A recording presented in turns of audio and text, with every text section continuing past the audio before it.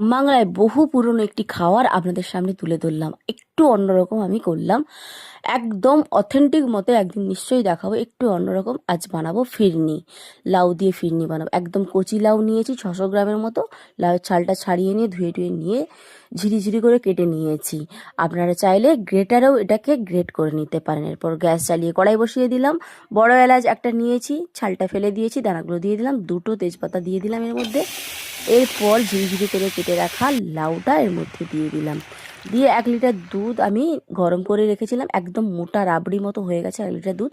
এটা কি করলাম, লাউয়ের মধ্যে দিয়ে এটাকে সেদ্ধ করে নিচ্ছি 10 মিনিটের মতো। 10 মিনিটের মতো সেদ্ধ করে নেওয়ার পর একেবারে যখন ঠান্ডা হয়ে যাবে, এটা কি করব, মিক্সির জারের মধ্যে দিয়ে এটাকে বেটে নেবো আর কি, পিষে নেবো আর কি। একেবারে ঠান্ডা হয়ে গেছে, এরপর দুটো তেজপাতা ফেলে দিলাম, এরপর মিক্সি জারের মধ্যে দিয়ে দিলাম, দিয়ে এটাকে পিষে নিচ্ছি।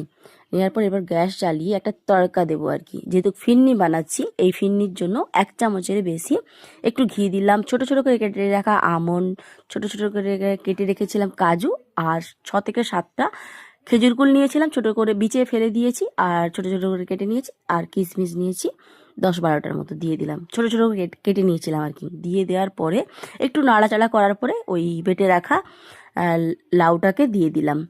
150 গ্রামের একটু বেশি বাতাসা নিয়েছিলাম, এটাকে গুঁড়ো করে নিয়েছি, নিয়ে এর মধ্যে দিয়ে দিলাম। আর এটা কিন্তু খুব ফাটে, একটু সাবধানে আপনারা বানাবেন। ব্যাস হয়ে গেছে। এরপর নামিয়ে ঠান্ডা করে পরিবেশন করুন। পুরো রেসিপিটা তো দেখলেন, ভালো যদি লাগে নিশ্চয়ই লাইক শেয়ার